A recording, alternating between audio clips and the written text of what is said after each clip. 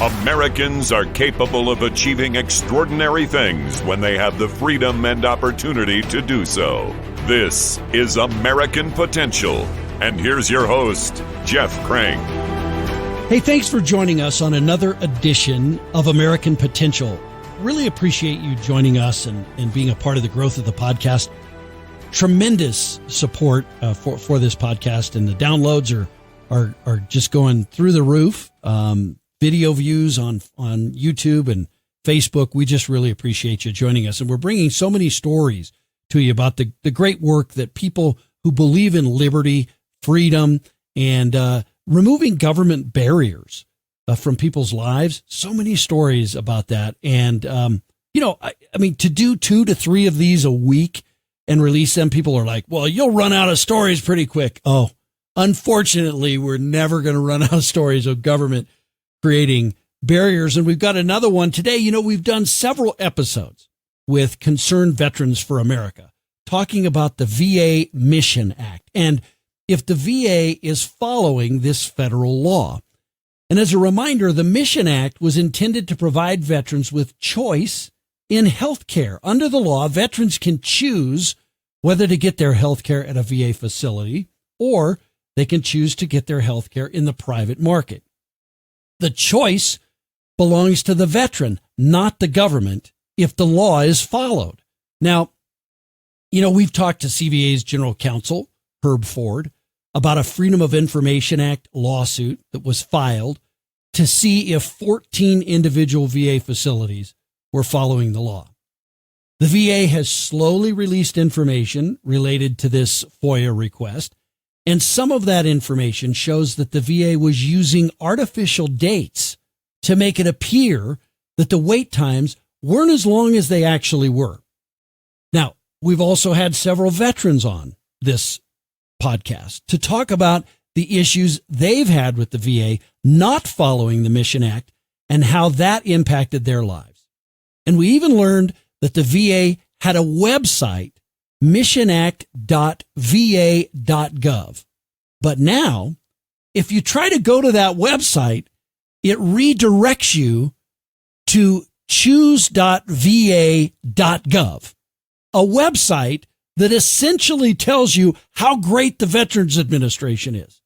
It's frankly shameful that bureaucrats at the VA don't seem to want to allow veterans to choose the health care that is best for them.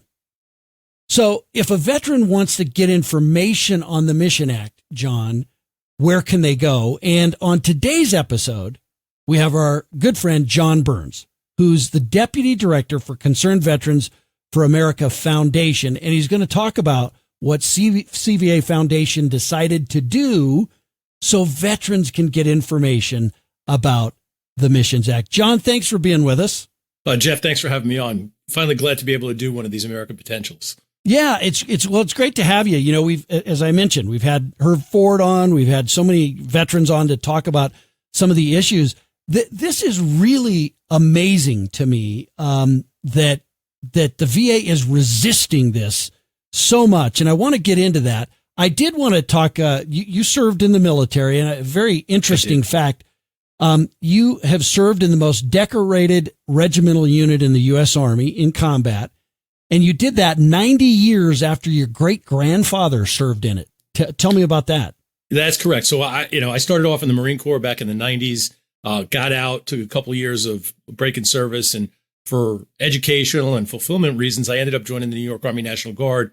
And just the way it's structured, somewhere around 2007, units were shifted around, and I ended up in the 1st of the 69th Infantry, 1st Battalion, 69th Infantry Regiment, the most decorated regimental unit in the U.S. Army's history, right? They go back to the Civil War, the Irish Brigade, the famous Fighting Irish, fought in World War I, the movie with Jimmy Cagney, just a fantastic unit history there. My great-grandfather was a machine gunner in Company C during World War I. And I didn't know this until I was getting ready to deploy to Afghanistan in 2007, when my grandfather and I our conversations were few and far between, but he was catching up with me, and he was like, so you're in the New York Guard? Are you in the 69th? And I was, yeah. And he's like, my father fought in the 69th back in World War One. And I was like, I had no idea, Grandpa. I wish I had known that earlier. Yeah. So yeah, it was just a fantastic fun fact that just such a kind of a family and military unit history that just keeps tying us together. And, it's just one of those stories that's great about America. Of course, it hints at the fact that, in some ways the military is becoming a family business these days. Yeah. Yeah, it is. It is. And thank you for your service. And that's pretty amazing. I've gone back and done some research. My family goes back to the Revolutionary War and serving in the Continental Army as well. So, but it is really fun to see those connections as you find them. For our listeners that may not know, and I briefly touched on what the Mission Act is, can you give a quick summary of it? Sure, absolutely. So, as quick as possible, back in 2014, Concerned Veterans for America, our 501c4 organization that works on grassroots advocacy for veterans and military family members, worked to help Congress pass what was called the Choice Act. And, folks who follow Veterans Affairs might remember that in late 2014, everybody got a choice card, and turned out there was no choice in the choice card. I asked if I could use it, and they said, no, you have to come here first.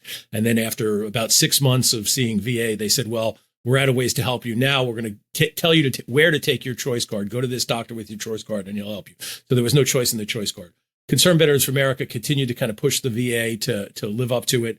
And in 2018, there was a bill called the Mission Act, and it's a big acronym. Can't remember, but the idea was there were a lot of things in it, something for almost everyone, which caused it to pass with like overwhelming bipartisan support. Over 90 senators voted yes for it. Well over 60% of House members voted yes for it. And there were key pieces in it. And the key piece for us was the community care and the access standard rules that would allow veterans to go outside of the VA under certain conditions. If they had to drive too far, too long, actually, because the choice card had been based on distances. And what we found out is, if you live in Bronx, 5 miles is very different than if you live in Montana in terms of where you can get to. So the Mission Act, the access standards were determined to be around drive times and wait times. So if you had to wait more than X number of days for primary care or specialty care, you would be referred to community care. If you had to drive too far, you would be referred to community care.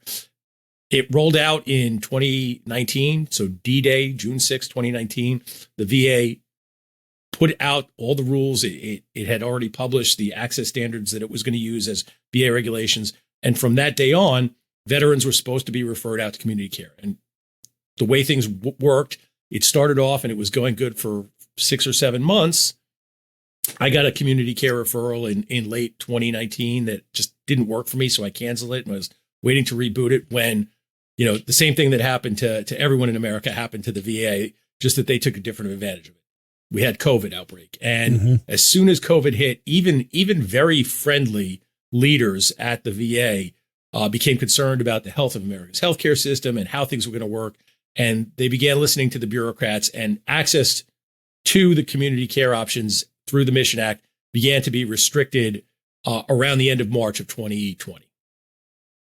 Yeah, and ever since then, it seems they have done little things and big things, very big things, to try and kind of skew the marketplace towards the VA system.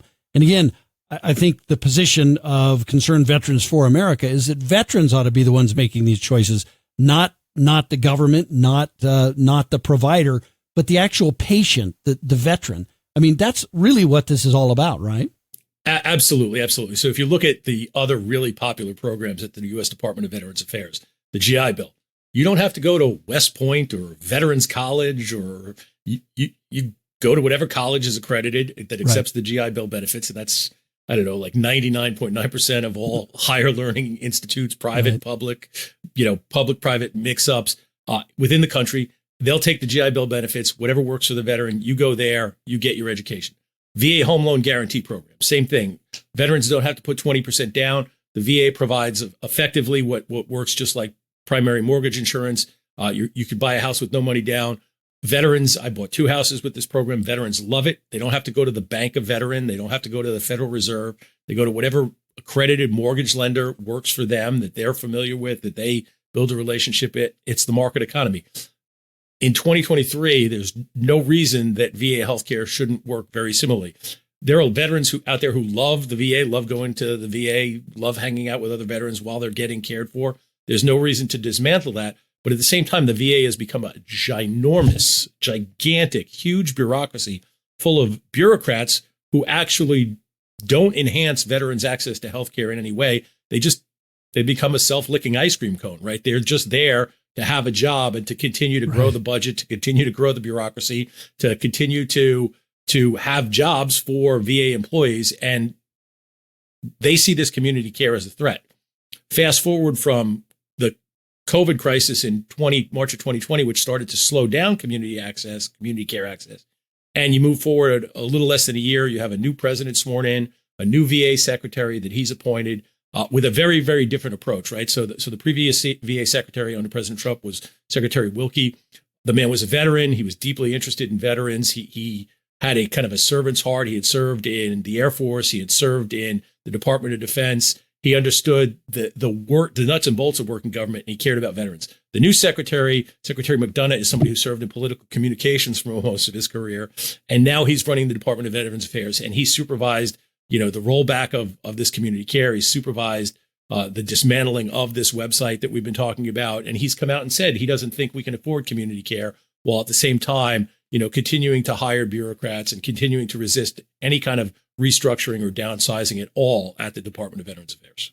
Wow. Yeah, it's incredible. Talk about this. So the original website was missionact.va.gov. What information was on that website?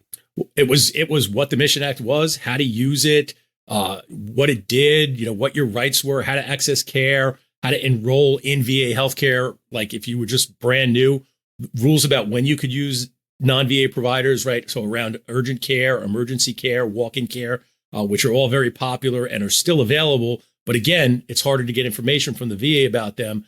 We also included our CVA Foundation's explainer on Veterans Community Care Program. So a little bit of the history of it. And then some of the resources that the VA had all along. So, the same information in a PDF form in Spanish for Spanish-speaking veterans. But their PDFs around how the Mission Act is supposed to work, the fact sheets about community care, the actual text of the bill and how it worked. All of that is available. And what happened was, after noticing that in late summer, early fall of 2021, that the VA had done this, we took some time to kind of get our heads around it. We didn't have an immediate answer, but somewhere along the line, somebody just said, well, why don't we just put that website back up? And of course, it's not that easy. It was a government website, but there's Internet Archives, right? The Wayback Machine, things like that. And our team went through it. We had a credible team. I got a shout out to Nate Banks, our strategic director in Colorado, who kind of ideated a lot of this, put us in touch with some people who were external vendors who were able to help. Ray Hoskins, our education director, who kind of helped project manage the situation, drove on it. Darren Selnick, our senior advisor, who is the guru of all things VA. He served as the special senior advisor to 3 different VA secretaries, including Secretary Wilkie, served for a time as a special advisor on veterans issues to President Trump, as both the transition, when he was coming in as a transition president waiting, and for the first couple of weeks after the transition, then came back to CVA, worked for the VA. He was a humongous resource. Tyler Kateski, our policy director, helped with a lot of information. And then Kyle Buckles, our former comms director, now marketing director, and the web development team for Stand Together Community they did yeoman's work. This team put together this website in a couple of months.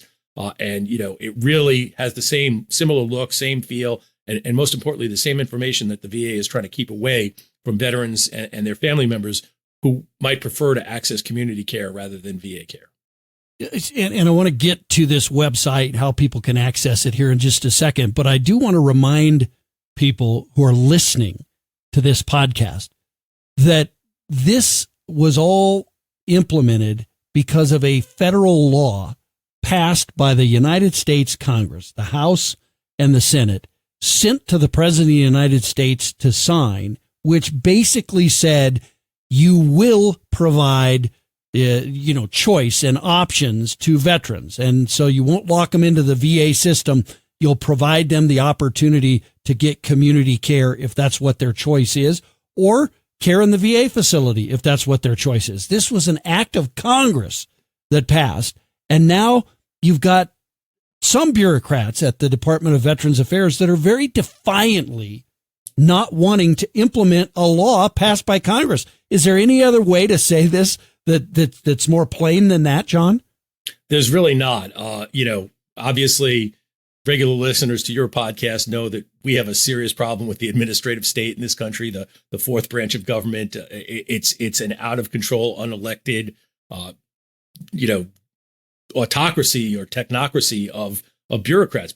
And it's terrible. One of the most egregious examples of the administrative state just ignoring the will of Congress has been the VA. I say, as the deputy director for Concerned Veterans for America and Concerned Veterans for America Foundation, the VA is the gift that keeps on giving. It's job security for me for life, because they're always going to resist the law. And they always, like with the choice card back in 2014, 2015, now with the Mission Act, they've also, I don't know if you've seen the stories, but the Secretary of the VA, again, Secretary McDonough, has said, well, it's too hard to fire bad VA employees using another law that CVA helped to pass, the 2017 VA Accountability and Whistleblower Protection Act.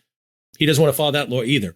Darren Selnick, who I mentioned, testified on his own behalf last week to the House Veterans Affairs Committee. And he basically, talking afterwards, said that the VA staffers that came to testify and listen to testimony in front of the House Veterans Affairs Committee basically didn't care what the members of Congress on that committee said. I mean, it's just, it seems like it's really going to take Congress using the power of the purse once again to really use the power of the purse to really make some changes there. They are really one of the most horrendous examples of, federal bureaucracy ignoring the will of Congress.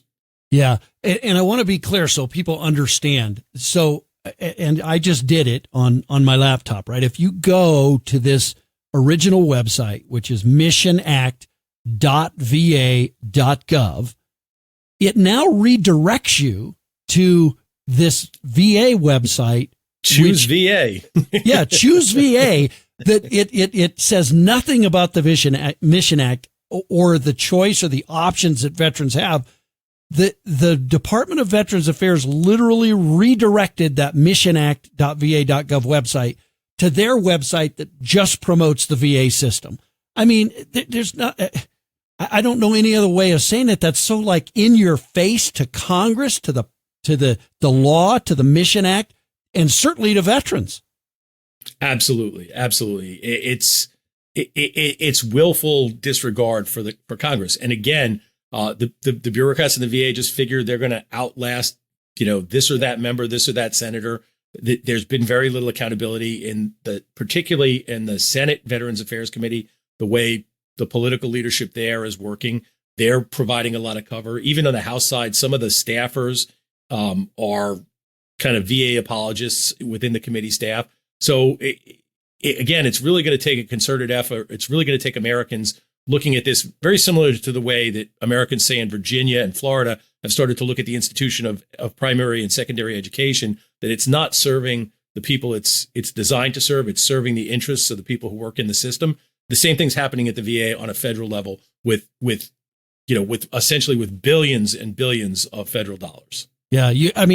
It's incredible. You have some of these bureaucrats, and again, there's some good people at the Veterans Administration, but obviously the people that did this, they're not there to serve veterans. They're not there to give veterans choices that may be better and more beneficial to a veteran. When they take missionact.va.gov, you put that into your web browser, and it redirects it to choose.va.gov. ChooseTheVeteransAdministration.gov is basically the website.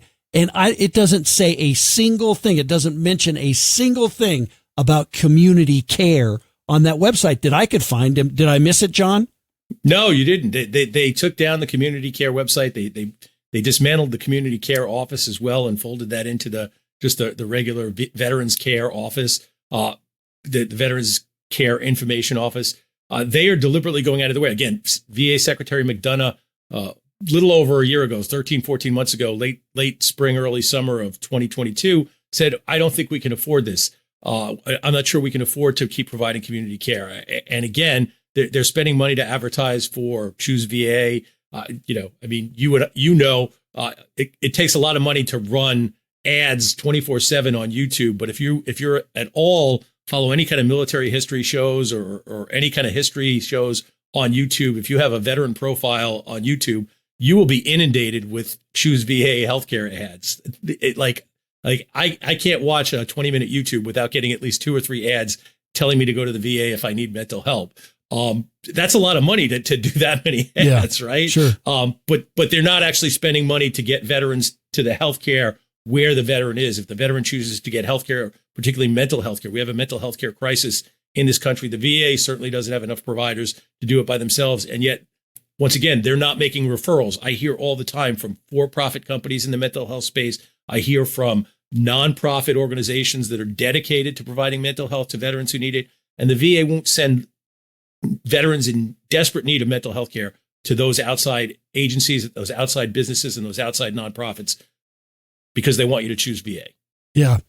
Well, and honestly, this is a even bigger question than that. Like, we have this little thing called a constitution that talks about Congress and the representatives representing the people. They pass a law. It goes to the president of the United States, has to pass both houses. It's all the stuff that you learned when you watched Saturday morning cartoons as a kid, about how a bill becomes a law.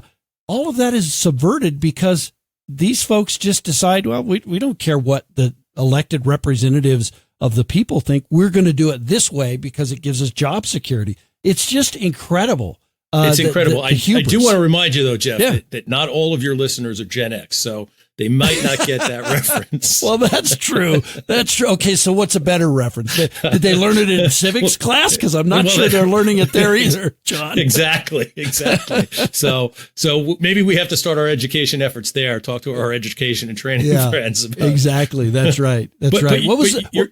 What was that old one? How a bill becomes a law, and he came. I'm just a bill sitting here on Capitol Hill. There you go. See, now we're showing our age, John. Exactly. Okay, exactly. So what I think is great about this is you went back, reconstructed, as you said, you went to the Internet Wayback Machine, you reconstructed what was on that original website that the Veterans Administration is now hiding from veterans, so that they won't make the choice that a veteran makes, but they'll instead choose the VA. In the VA's mind, you went back, got all of those pages, reconstituted and recreated the website. And where can people find that now? So it's real easy. Just go to your browser, Chrome, Bing, whatever you use, and type in VA Mission Act, all one word, .com. Small letters, VAMissionAct.com. That'll take you to this Concerned Veterans for America Foundation's recreation of the original VA mission site. It's got our logo on it, but the information, the way it's laid out, the blocks, the buttons, the radio buttons, they're all recreations of the way it was laid out originally. And the information there is the original information. And actually, we're keeping it updated in case some of those documents change. So again, the web development team, kudos to them. They did a fantastic job, but they're keeping an eye on it along with our policy folks to make sure that if the VA changes some of the information in its publications, we're updating those publications on the website as well. VAMissionAct.com. VAMissionAct.com. And you're basically Concerned Veterans for America Foundation is doing this site, doing what the Veterans Administration wouldn't do, right? And informing veterans about their options, their choices. And you're not saying they shouldn't use the VA system here. You're just giving them the choice of deciding whether they want community care or they want care at a VA facility, right? Well, according to the law, community care is part of the VA system, right? It's how they're supposed to be doing it. Again, I just had a fantastic experience using VA community care for urgent care, which they have less of a problem with because it's harder to get people to drive as far for emergency or urgent care. They have to have an outlet for veterans to do that. But for primary care and specialty care, they're not doing that. And again, Concerned Veterans for America Foundation, at cvafoundation.org. Great mission. Our mission there is to help veterans live healthier, more prosperous, and more informed lives. We want to invest them into the vision of a kind of America that we talk about here on American Potential all the time, and to become ambassadors and social entrepreneurs driving on that vision in their own communities. And we want them to be informed. One of the things we want them to do is be informed about how they can best use the VA for their healthcare, whether it's at the VA or in their communities, so that they can live those healthy lives and become that ambassador, that social entrepreneur. Final question for you, John. Really, do you know, has the website been useful to veterans so far? This new one that you put up. We're working on trying to figure out the best way to survey that. Probably survey, not poll. Doing some phone surveys, but right. We're getting anecdotal stories that it's easier to use. I mean, frankly, again, I used it when I was trying to figure out that urgent care situation, right. And it made sorting through those documents take about, I don't know, a fifth or a quarter of the time it would have taken me if I went through the VA website.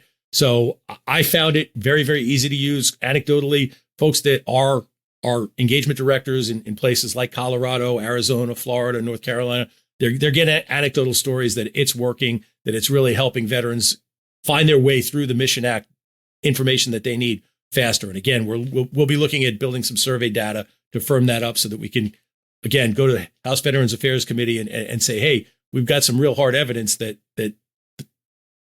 just more information about this would make it more successful. Yeah. And again, you're not going to find it from the Veterans Administration. They're hiding this information from veterans, all the while saying that they're there to help veterans.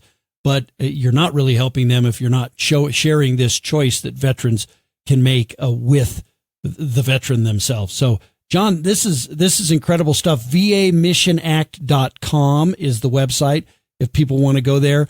And it's Concerned Veterans for America Foundation.org. So it's CVAFoundation.org for the CVA work Foundation. that CVA Foundation is doing around the other things to make veterans healthier, more prosperous, and more informed about their world, their lives, and to become bigger contributors. Awesome. CVAFoundation.org. You can go there as well. John, thanks for joining us. I appreciate it. Jeff, thanks for having me on. It's always great to talk to you. It's great to get the word out. So this podcast has really taken off, and glad to see, we're getting all of these messages about freedom and right-sizing the government out there. Certainly the VA is an agency that needs to be right-sized. So appreciate the setup, the layup here. Well, yeah, you bet. And all the great work that you and the Concerned Veterans for America Foundation team are doing on this and so many other issues. Thanks for that. Look, folks, I mean, this is a simple one. Like, this is the government. We talk about creating barriers, government imposed barriers.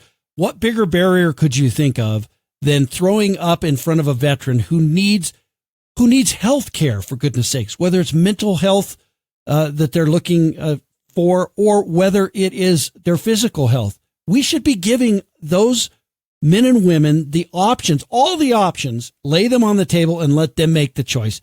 As John pointed out, as we do in home mortgages, as we do in so many other areas, education benefits for veterans. We should be doing that. If we can do it in those areas, we definitely should be doing it in healthcare. But because we have people who are out at the VA wanting to, I guess, just keep their jobs and stay employed, they're hiding some of this information from veterans. It's a shame. And thanks to our good friends at CVA Foundation for doing the good work that they're doing. Thanks for joining us on this episode of American Potential. We'll talk to you next time. Thank you for listening to American Potential. You may listen to more stories from Americans working every day to expand freedom and opportunity in their communities by visiting AmericanPotential.com.